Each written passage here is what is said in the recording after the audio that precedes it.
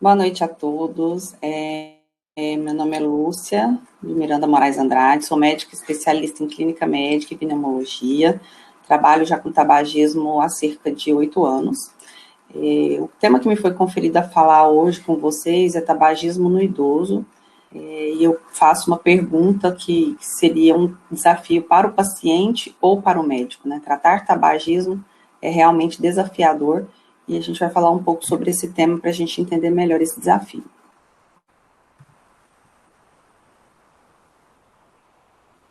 Bom, esse tema que a gente vai falar, né, eu agradeço muito a participação pelo convite da direção organizadora do primeiro simpósio Interligas de Tabagismo da Universidade Federal de Jataí. É um prazer muito grande poder falar com vocês hoje sobre esse tema. Bom, tabagismo no idoso, realmente eu considero que seja um desafio para ambos, tanto para o paciente quanto para o médico.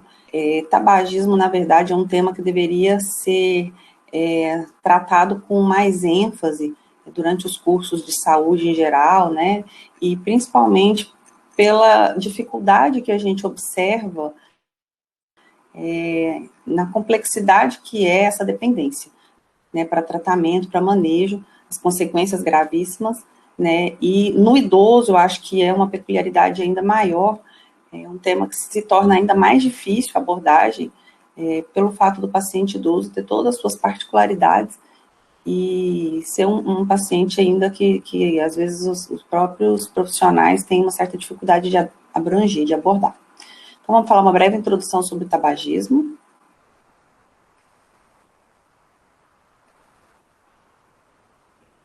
Bom, o tabagismo ele é a principal causa de morte evitável no mundo, né? No tocante a todas as idades de pacientes que fumam, a gente sabe que é a maior causa de morte evitável. A Organização Mundial de Saúde, ela estima que uma média de mais de 6 milhões de mortes relacionadas ao tabaco ocorrem anualmente, ou seja, um número muito grande de óbitos relacionados ao tabaco. E o tabagismo, né, está associado à maior morbimortalidade pelas principais doenças crônicas que a gente apresenta. Doenças cardiovasculares, né, principalmente o infarto agudo do miocárdio, o acidente vascular cerebral. No tocante às doenças pulmonares, a principal causa de DPOC, que é a doença pulmonar obstrutiva crônica, né, a maioria dos pacientes portadores de DPOC, mais de 90% são fumantes ou ex-fumantes, e a incidência muito elevada de câncer em diversas partes do organismo, incluindo câncer de pulmão. Os gastos com saúde em pacientes tabagistas ou ex-tabagistas são altíssimos. A estimativa é que mais de 350 milhões de reais por ano seja gasto no Brasil com tabagismo, ou seja, é um problema de saúde pública que tem que ser visto com mais rigor, com mais cautela, pelos altíssimos gastos. A gente observa que o comprometimento financeiro das famílias é muito grande, né? Uma família que ganha até 2 salários mínimos compromete cerca de 15% da sua renda familiar mensal com o consumo de cigarro e tratamento de doenças relacionadas. Então, é um problema que a gente precisa tratar com mais afinco. Esse gráfico eu retirei do site do INCA, ele foi revisado pelo próprio INCA em março de 2021, então está bem recente essa publicação, né, onde a gente vê o percentual de adultos fumantes de acordo com o tipo de tabaco, né, que eles fumam e o local de domicílio.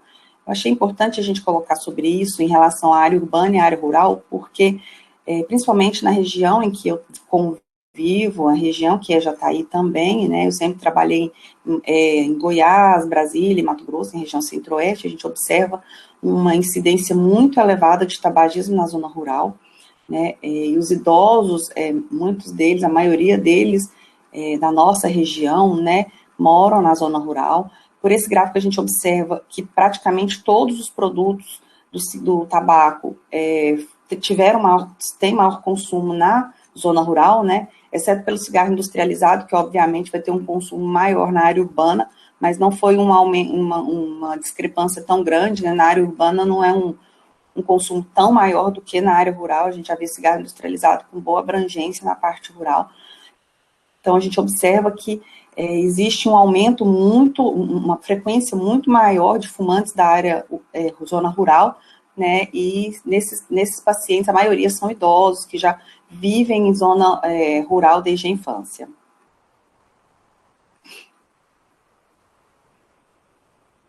Esse outro gráfico que eu coloquei também do site do INCA, revisado também já esse ano, mostrando que a partir da década de 90, a gente teve um declínio muito importante do número de tabagistas, né, da prevalência de tabagistas.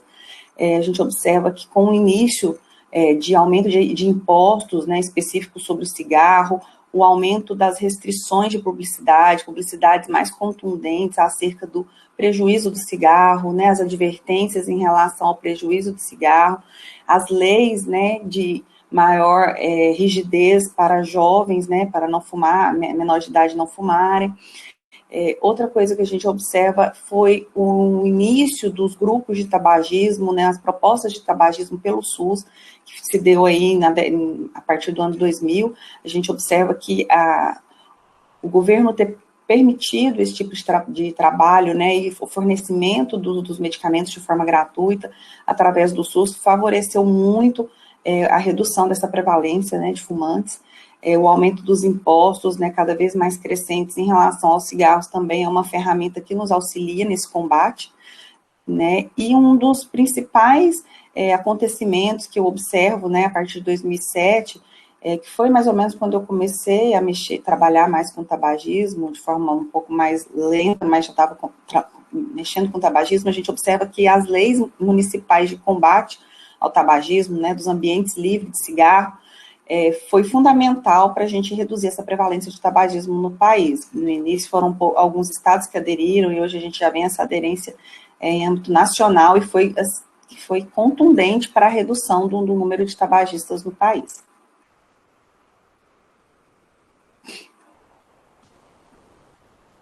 Bom, abrangendo agora mais o tabagismo no idoso a gente também vê que o tabagismo está entre as principais causas de óbito. Então, não só na população adulta, mas nos idosos, isso abrange também a maior parte dos óbitos, porque está relacionada à maior exposição e piora das doenças crônicas, né? Os idosos têm uma peculiaridade, que é o tempo de exposição mais prolongado ao fumo. A gente observa que o nosso idoso de hoje, a maior parte deles começou a fumar muito cedo, né, na infância, aí 7, 8, 10 anos de idade.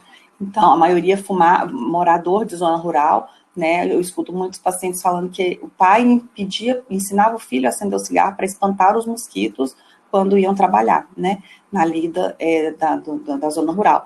E então eles aprenderam a fumar muito cedo, então eles tiveram um tempo de exposição muito mais prolongado ao cigarro do que os mais jovens, né? Com isso, a dependência à nicotina é muito maior, né? Então os pacientes às vezes têm muita dificuldade em cessar o tabagismo devido à dependência mesmo física à nicotina.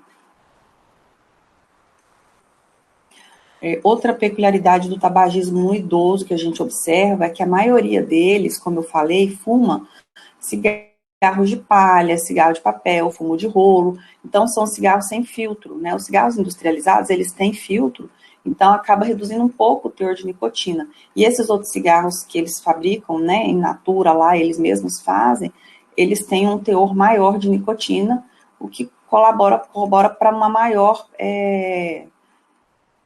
dependência à nicotina, né? E eles também, por ter mais nicotina, e mais alcatrão também, serem mais dependentes, eles têm maior risco de desenvolver doença relacionada ao tabaco, né? E isso favorece também o surgimento maior e complicações das comorbidades pré-existentes, porque o idoso, de uma forma ou outra, já vem com outras comorbidades aí, que hipertensão, diabetes, dislipidemias, né, entre outras, e o tabagismo acaba piorando essas comorbidades no idoso.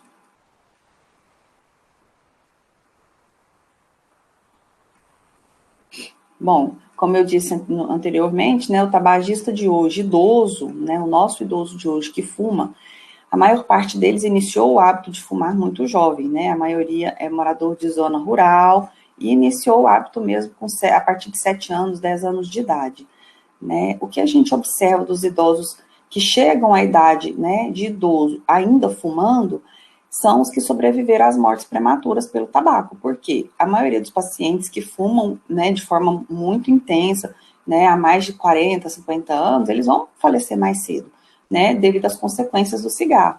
E aqueles que não faleceram, eles são os sobreviventes mesmo a essas mortes. Então, eles acabam subestimando os riscos que o cigarro promove, porque eles conseguiram chegar até essa idade fumando, né, e com poucas, segundo eles percebam, né, com poucas doenças ou problemas. Então, eles acabam se considerando um pouco imunes aos efeitos do tabaco, uma vez que eles já estão idosos, muitos deles nem percebem as doenças, porque acabam se acostumando. Na minha área de atuação, que é a pneumologia, eu observo muito isso nos pacientes DPOC.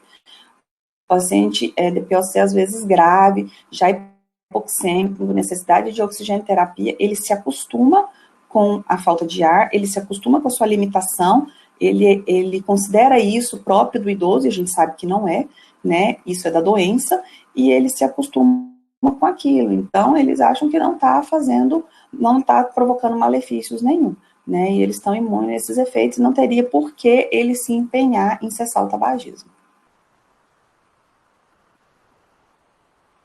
Então, esses pacientes idosos, muitos se sentem desmotivados a cessarem o tabagismo, eles não encontram nenhuma razão plausível para parar, né? Muitas frases que vou colocar algumas frases agora, que são frases que eu já ouvi no decorrer de acompanhamento de pacientes tabagistas, né? E eles falam, eu fumei a vida toda, ainda não morri, estou bem, não é agora, no final da vida, que eu vou parar, né? Vai ser muito difícil.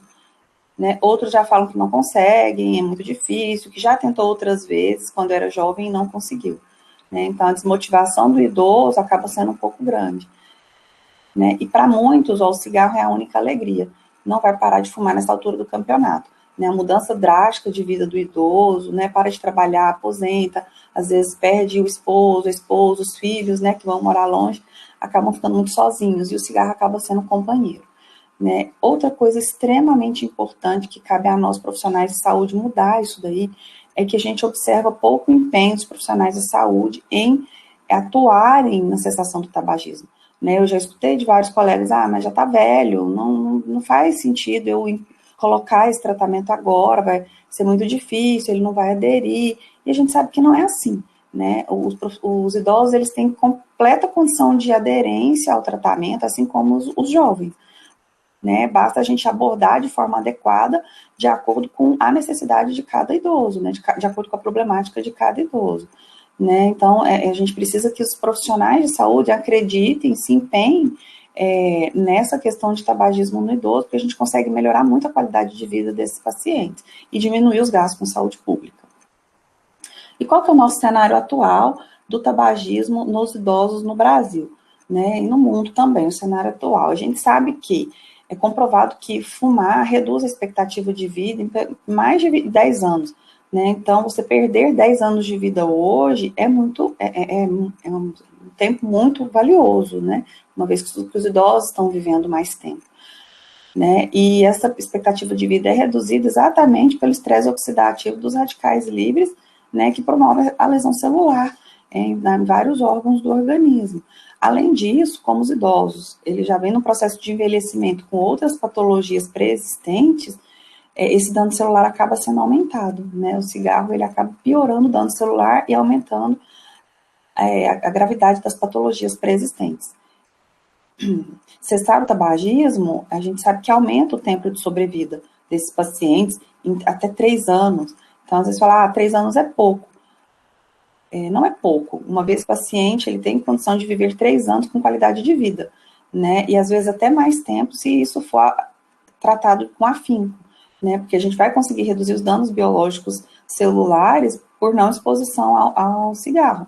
Então, pelo menos os danos ativos, eles vão cessar. A gente vai ficar com os danos do tabagismo prévio, né, que esse demora um tempo para sair do organismo, para não fazer lesão. Mas de imediato a gente já consegue melhorar a sobrevida em 3 anos. Então, isso para um idoso que está com 70 anos, 68 anos, 3 anos, em qualidade de vida, eu acho que é bastante. E o que a gente vê, então, nesse cenário atual? Os nossos idosos, eles estão vivendo mais, né? A gente melhorou a expectativa de vida no decorrer dos anos.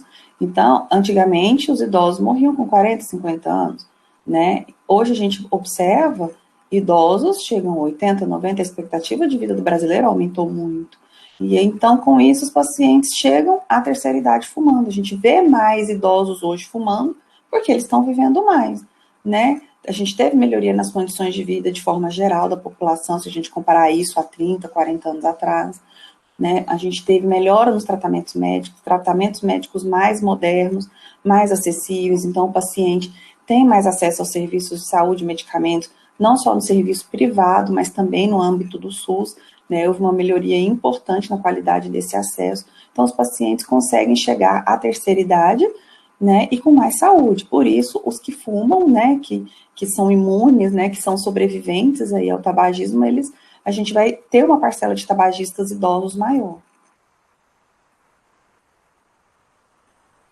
Em relação aos estudos de tabagismo no idoso, a gente observa que são poucos os estudos, se você for fazer uma revisão aí, a gente vê que são poucos estudos, poucas meta-análises, poucas revisões de estudos sobre tabagismo nessa faixa etária, né? A gente não vê muito tabagismo, muito estudo com idosos, mas nos poucos estudos que a gente tem, os resultados são praticamente concordantes, né? A gente observa uma prevalência baixa de fumantes nessa faixa etária, então não a maioria dos idosos não fuma mais, mas a gente vê que tem muitos idosos ainda fumantes que a gente precisa abordar, né? A maioria dos fumantes realmente morrem antes, devido às doenças, né, que são relacionadas ao tabaco, né? Então, os não fumantes, os idosos não fumantes têm maior longevidade, como a gente já falou anteriormente, né? E o abandono do tabagismo após os 70 anos de idade, na maioria dos estudos, demonstrou uma redução significativa do risco de morte e aumento de sobrevida em mais de 20% dos pacientes. Então, é um valor muito grande, né? A gente vê que é um número muito importante para a gente valorizar. Então, a gente tem que valorizar a cessação do tabagismo em qualquer idade, né? E o idoso não ser beneficiado com esse tratamento, uma vez que a gente observa um ganho muito importante em qualidade de vida e sobrevida.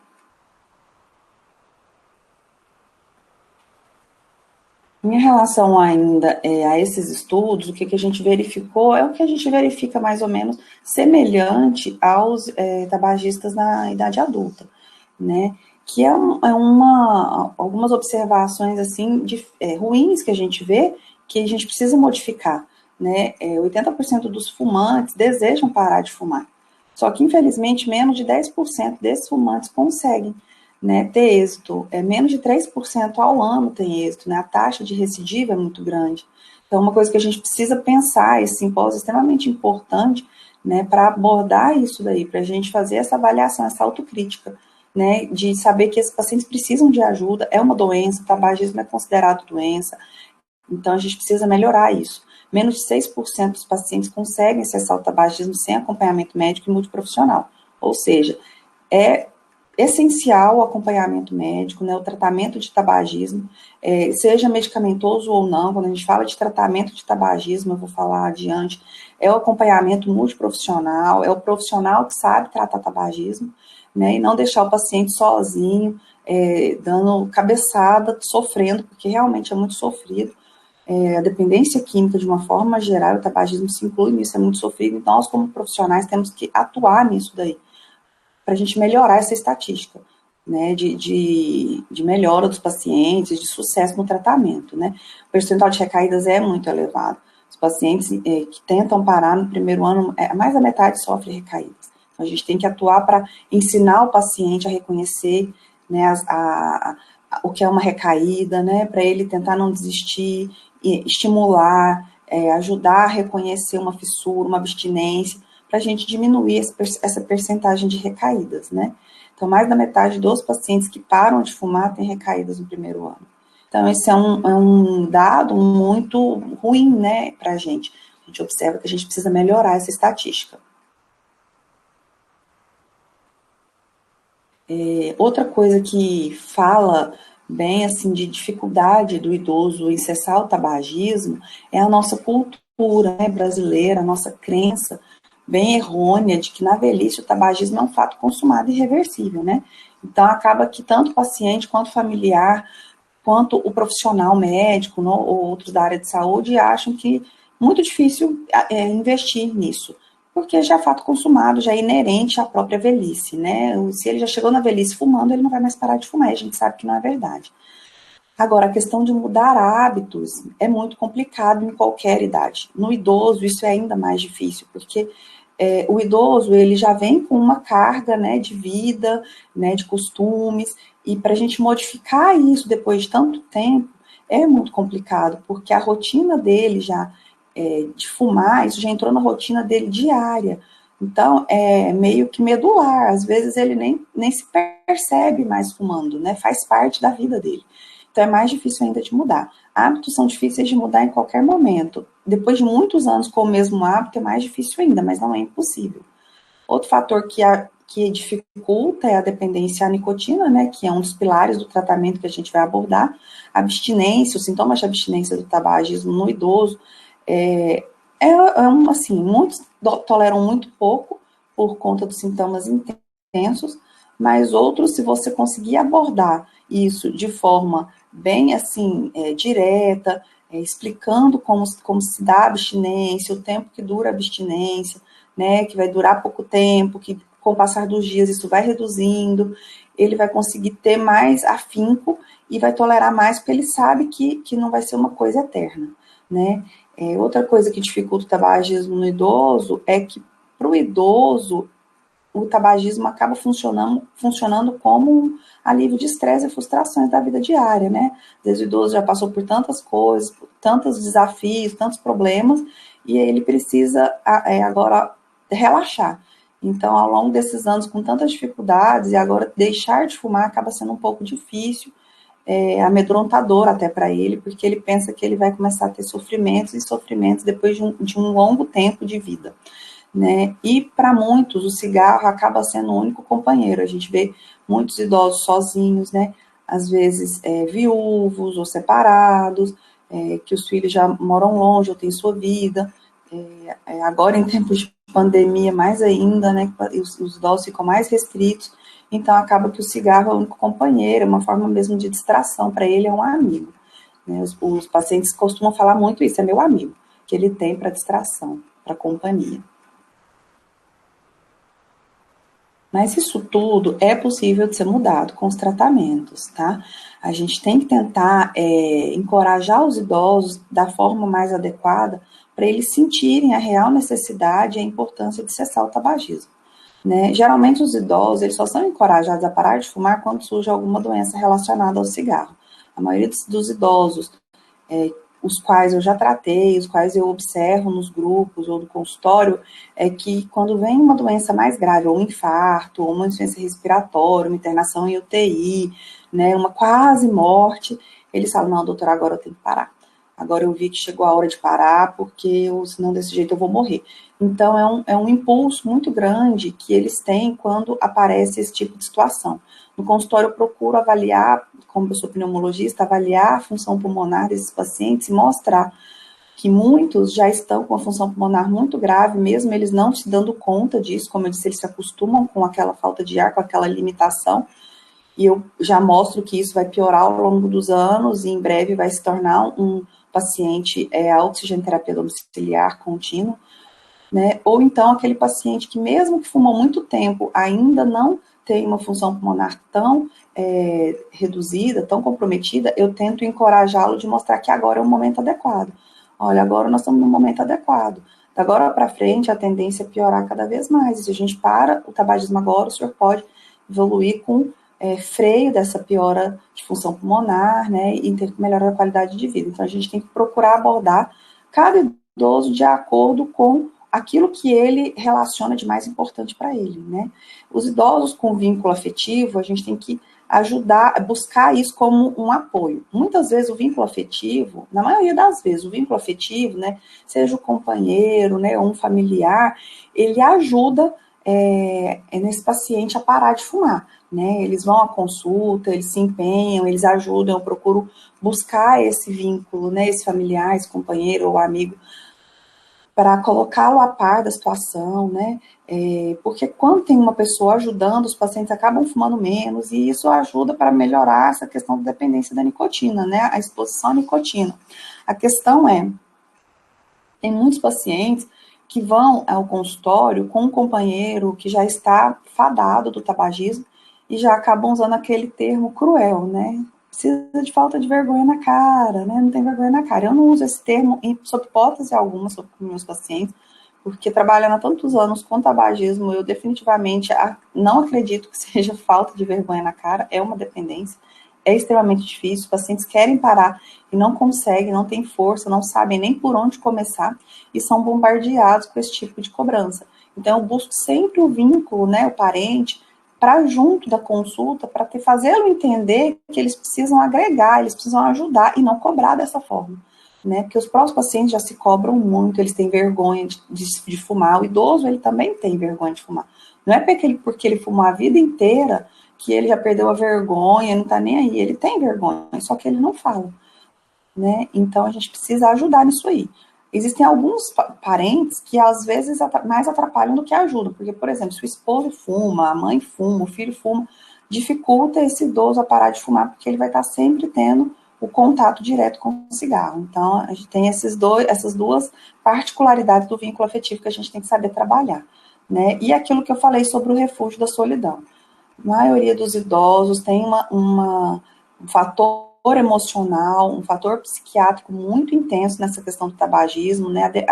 Hoje em dia a gente observa um aumento crescente de depressão e ansiedade nos idosos, né? E o tabagismo está intimamente relacionado a isso, né? O paciente acaba fumando mais para tentar enfrentar essas problemáticas aí do cunho emocional. Então, gente, lembrar, tratar tabagismo não é fácil. É realmente um desafio para o profissional, é um desafio para o paciente que vai se propor a iniciar esse tratamento, né? E não é uma receita de bolo. Por que eu falo isso? Porque não vai adiantar você prescrever todos os médicos. A gente tem ótimos medicamentos, um arsenal terapêutico fantástico para tabagismo, que pode ser distribuído pelo SUS, no programa de tabagismo, isso é facilmente conseguido. Você montar o programa e fazer o tratamento pelo SUS com os pacientes. E os pacientes que têm condições financeiras, que tiverem engajado, eles também podem estar comprando a medicação. Eles, se tiver como, eles falam, é uma luz no fim do túnel. Nós temos medicamentos muito bons, né? A gente tem medicamento que atua em receptores aí, neurotransmissores, nós temos medicamentos que atuam na questão de reposição de nicotina, só que não é tratamento de bolo, é tratamento individualizado. Não adianta você passar a mesma receita para todos os pacientes, se você não tiver uma abordagem individualizada, não avaliar o tripé do tratamento do tabagismo. A gente tem que sempre avaliar a associação comportamental desse paciente com o tabagismo. Por que esse paciente fuma? Existe algum hábito, alguma situação que o leva a fumar? Isso é extremamente importante. Quase todo tabagista, se não todos, tem uma associação comportamental muito intensa. Então, tem paciente que associa a questão de tomar o café, de usar bebida alcoólica, né, de ir ao banheiro e ter que fumar, né, tem rituais. Eu tive paciente que não entra para o banho se não fizer um ritual de fumar um cigarro antes, né, por anos esse ritual. Né, então, a gente tem que associar falar ao telefone, acender o cigarro, né, trabalhar. Então, sempre são várias situações que a questão comportamental, ela influencia. Se a gente não parar para abordar isso, não ter isso no tempo da consulta, não vai surtir efeito.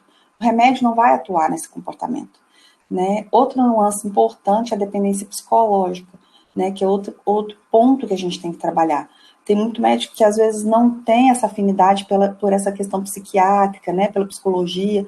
Realmente eu penso que se não tiver e não queira aprender, né, a trabalhar com essa parte, que peça auxílio para um profissional mais capacitado como um psiquiatra, um psicólogo, para trabalhar essa parte psicológica, né, porque isso é extremamente importante. Se a gente não fizer esse trabalho da parte emocional do paciente, o tratamento não vai ter efeito. Na minha opinião, é uma das partes mais difíceis de mexer, de trabalhar, porque também muitas vezes o medicamento não vai ser eficaz.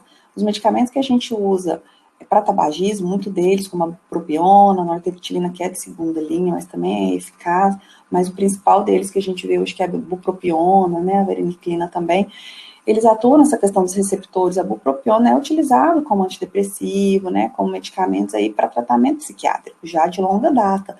Então, se o médico sabe trabalhar com isso, o tratamento vai ser bem assim, vai ter sucesso, né? Com o passar dos anos, a gente acaba aprendendo, mesmo não sendo psiquiatra, a gente acaba aprendendo algumas linhas de atuação no tabagismo, né, para avaliar essa dependência psicológica. Né? Mas nada impede que você solicite o apoio multiprofissional, muito pelo contrário, quanto mais profissionais capacitados estiverem envolvidos nesse tratamento, é melhor, uma vez que é um tratamento realmente muito complexo. E deixei por último aí o tripé, a dependência química, né, que é a dependência física à nicotina, porque, na minha opinião, é o terceiro ponto que a gente tem que trabalhar, né, naquela questão de sentir afoito, tanto o paciente quanto, às vezes, o próprio profissional, o médico, quer passar remédio. Né? E, na verdade, nem todos os pacientes vão se beneficiar do tratamento medicamentoso, inclusive o idoso, né, que eu vou falar mais adiante. Então, a gente aplica o teste de Fagerstrom, né, para avaliar a dependência química. Eu acho que eu não vou falar sobre isso, me até isso, porque como é um simpósio de tabagismo, isso já deve estar sendo falado em várias outras palestras, mas assim, na minha opinião, como médica, pneumologista que trabalho com tabagismo já há algum tempo, eu acho que essa questão da dependência física, química, nós temos um arsenal terapêutico muito bom, muito eficaz, né, se o médico souber usar, trabalhar, mas se a gente não souber trabalhar os outros dois passos aí, essas duas outras partes do tripé, o tratamento não surte efeito. Então, por isso que a gente tem que ter essa avaliação completa, né, e com o idoso mais ainda, porque a questão comportamental já está mais enraizada, de longa data, o idoso ele já é um paciente mais, né, difícil de tratar, todo mundo acha mais difícil de tratar, o idoso dá mais trabalho, porque ele já tem a sua formação, ele já tem as suas opiniões, né, então ele, às vezes, ele tem toda uma questão de comportamento que ele já tem e que ele não está, às vezes, disposto a mudar. E a gente tem que trabalhar isso com calma, né, devagar, a cada consulta. E a dependência psicológica, como eu disse, é extremamente importante, né, um número muito grande de idosos sozinhos, idosos em sofrimento, com depressão, né, sendo vítimas de suicídio. Então, a gente tem que atuar muito nessas duas partes. E não focar somente na parte tratamento medicamentoso para dependência física, né, química, à nicotina. Tratamento de tabagismo no idoso, como eu disse, gente, a gente tem que ter mais cuidado ainda ao se usar a medicação. É lógico que se o paciente tem indicação ao tratamento medicamentoso, que são aqueles pacientes com uma dependência física, né, uma dependência grave, é muito grave, de acordo com a graduação lá do questionário de Fagerstrom, né, se o paciente ele tem uma dependência psíquica muito importante já, com doença mesmo, com depressão, né, a gente precisa atuar com tratamento medicamentoso, a gente tem que ter muito cuidado. Né? Cuidado com os efeitos colaterais relacionados às medicações. Né? Nós vamos estar trabalhando aí muitas vezes com medicamentos que atuam no sistema nervoso, né? Então, assim, o sistema, a gente vai ter, pode ter muito efeito colateral aí, né? Os idosos são mais sensíveis aos medicamentos, pelo próprio mecanismo de ação dos medicamentos. Então, a depuração desses medicamentos, ela é mais lenta, então eles acabam tendo mais efeitos colaterais. Pode haver aumento de pressão arterial, por exemplo, com a bupropiona, né, os próprios medicamentos relacionados à reposição de nicotina, né, adesivo, gomas, eles podem piorar também algumas situações cardiovasculares pelo excesso de nicotina, né, então existem vários efeitos colaterais que são mais percebidos, mais relatados pelos idosos devido à idade mesmo. Outra coisa importante a se lembrar no tratamento de tabagismo do idoso são as interações medicamentosas. O idoso geralmente já é um paciente polimedicado, né? Então ele já usa medicamentos para outras doenças, porque o idoso geralmente tem comorbidades. É difícil a gente ver um idoso hoje em dia que não tenha nenhuma doença, né? Nem que seja uma hipertensão leve, né? A maioria que a gente vê, principalmente se for tabagista, porque é um ciclo vicioso, né? O tabagismo piora as comorbidades e isso vai aumentando a necessidade de outros medicamentos. Então, quando você vai começar a tratar um paciente tabagista, em geral, ele já vem com várias comorbidades, até graves, aí, né, por trás, já usando outros medicamentos, né, com contraindicações, às vezes, ao uso de alguns medicamentos. Então, é importante a gente conhecer o mecanismo de ação de cada droga, as indicações precisas, né, as contraindicações, porque tem medicamentos que têm contraindicações precisas, outras mais relativas que você pode usar com cautela. Tomar cuidado com os idosos que já são renais crônicos, né, muitos deles até já em fase dialítica, mesmo que não seja em fase dialítica, né, e os hepatopatas, a gente tem que lembrar que essas drogas fazem depuração renal, depuração hepática, né, a nível de citocromos, então isso pode piorar a condição desse paciente, a condição clínica desse paciente, né, a função renal ou função hepática desses pacientes que já são comprometidos. Muitas vezes a gente tem que fazer ajuste de dose dos medicamentos para o idoso. Então, é um paciente que a gente tem que ter cuidado em tratar, mas é um paciente que a gente consegue tratar e ter sucesso no tratamento, sim.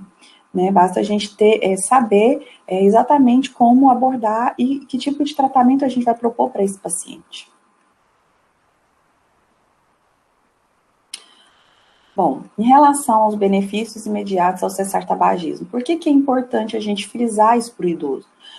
Porque ele só pensa aquilo que eu falei no início. Ah, não, já estou velho, já estou no final da vida, eu não vou mais ter benefício se eu parar de fumar. Mas a gente vê benefício imediato, a gente vê melhora clínica imediata nos primeiros minutos, primeiras semanas, nos primeiros dias, em meses. Então, isso já melhora a qualidade de vida do paciente de forma muito significativa, e é isso que a gente precisa. Como eu disse, ganhar sobrevida de 3 anos é uma sobrevida importante, né? Mas melhorar a qualidade de vida é ainda mais importante. Em 20 minutos de cessação de tabagismo, o paciente já consegue normalizando o pulso, né? Frequência cardíaca, pressão arterial, então são efeitos imediatos quando o paciente para de fumar. Após 12 horas até 24 horas de cessação, a gente já começa a ter um alívio no funcionamento pulmonar, né? A gente vê os pulmões já começam a funcionar melhor, né? A gente vê que em 2 meses de cessação de tabagismo, os pacientes já têm outro nível de funcionamento pulmonar. Os pacientes, às vezes, se tornam até assintomáticos do ponto de vista respiratório.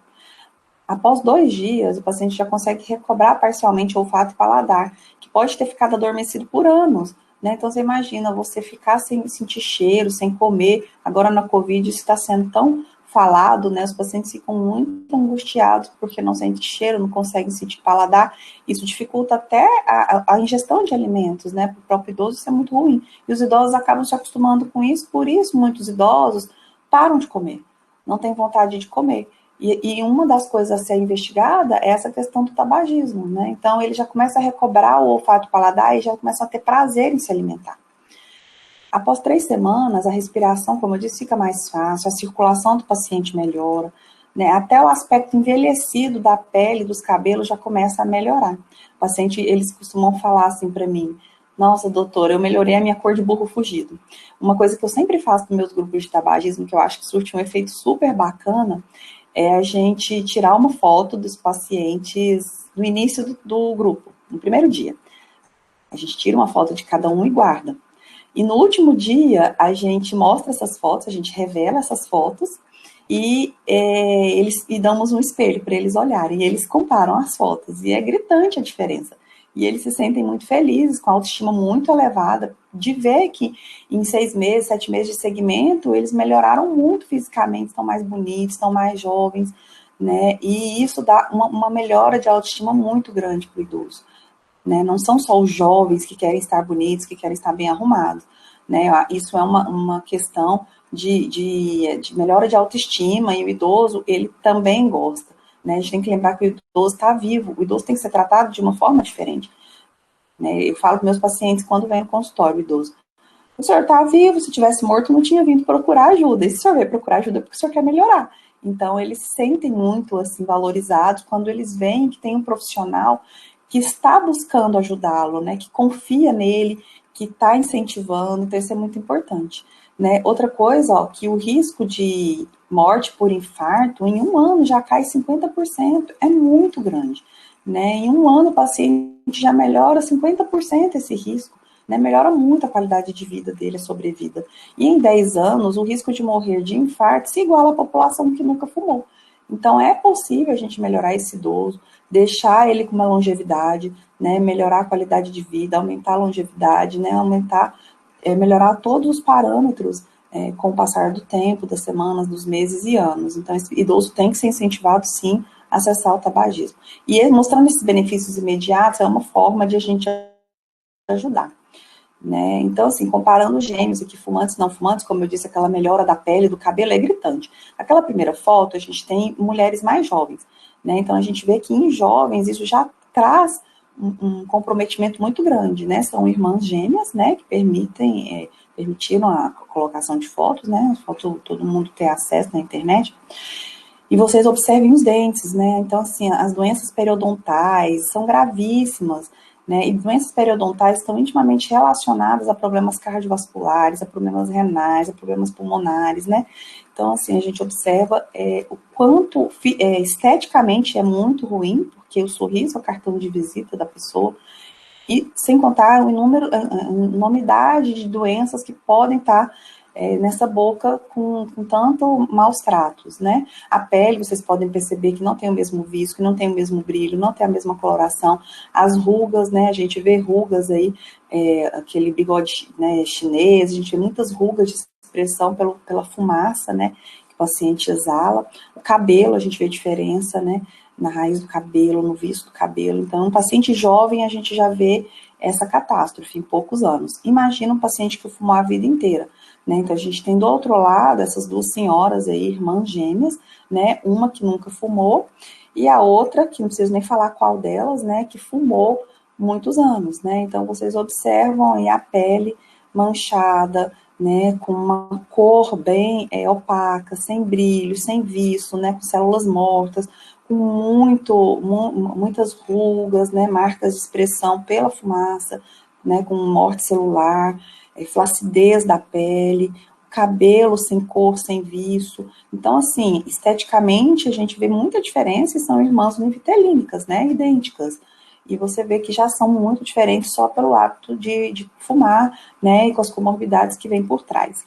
Então, são coisas que importantes para a gente salientar, que tem como a gente modificar isso, sim. Em poucos meses a gente já consegue ver mudança da parte física. Eu mostro isso nos grupos, com 8 meses de grupo de tabagismo, eles veem que é gritante a mudança da parte de pele, de cabelo, a parte física, né?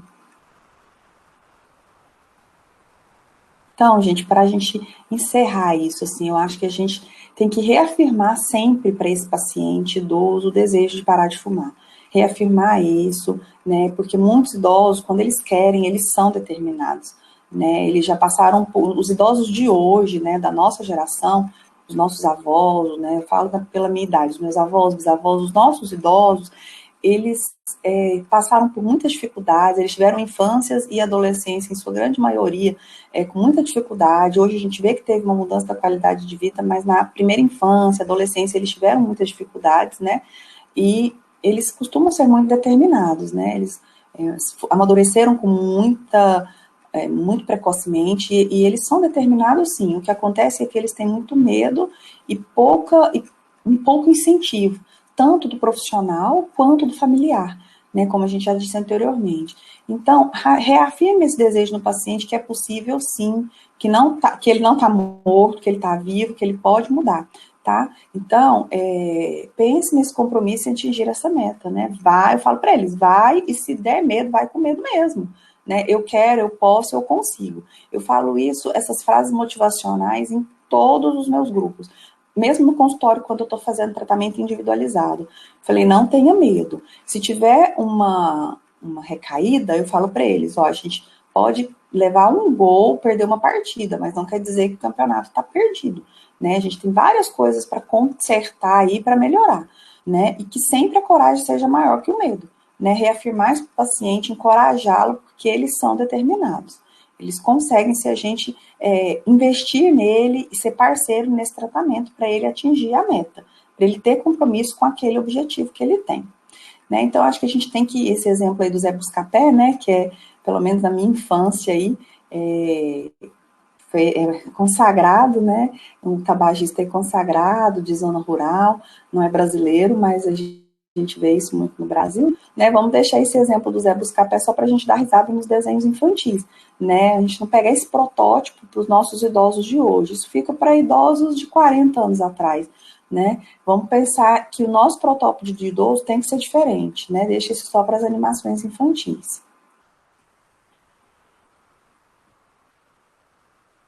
Vamos pensar que a gente tem que buscar esse protótipo de idoso, né? Um idoso com longevidade, com qualidade de vida, um idoso que consegue ter, que ser ativo, né? Independente. Então, a gente vê hoje idosos de 80, 70, 80 anos que viajam sozinhos, que dirigem, né? Então, assim, a gente precisa buscar isso, investir nisso, né? Porque se a gente confiar neles e reafirmar esse desejo, é possível. Mas se nem o profissional acredita que ele possa parar de fumar, ele não vai conseguir barrar isso que foi reprimido durante anos por ele, pelos parentes, né, pela própria sociedade.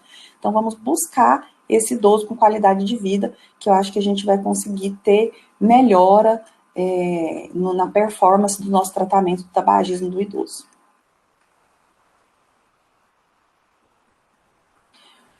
Obrigada, eu queria agradecer o convite, né, mais uma vez, né, das ligas aí dos alunos da Universidade Federal de Jataí pelo convite de estar falando para vocês um pouco do nosso conhecimento, né, sobre pneumologia, sobre tabagismo, que é um tema que a gente precisa abraçar, de muita dedicação, realmente não é fácil, como eu disse lá no início, é um desafio para o profissional, é um desafio para o paciente, mas é gratificante quando você vê o sucesso.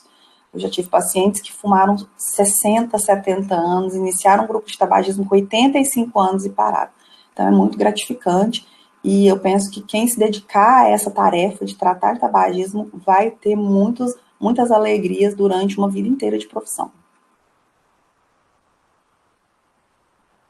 Bom, gente, esse é meu contato, tá? Meu Instagram, doutora.lucia de Miranda, o contato lá do consultório, se precisar entrar em contato, tirar alguma dúvida, quiser falar alguma coisa, tá?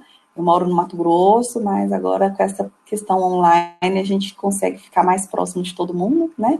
Eu agradeço muitíssimo mais uma vez o convite e uma boa noite a todos.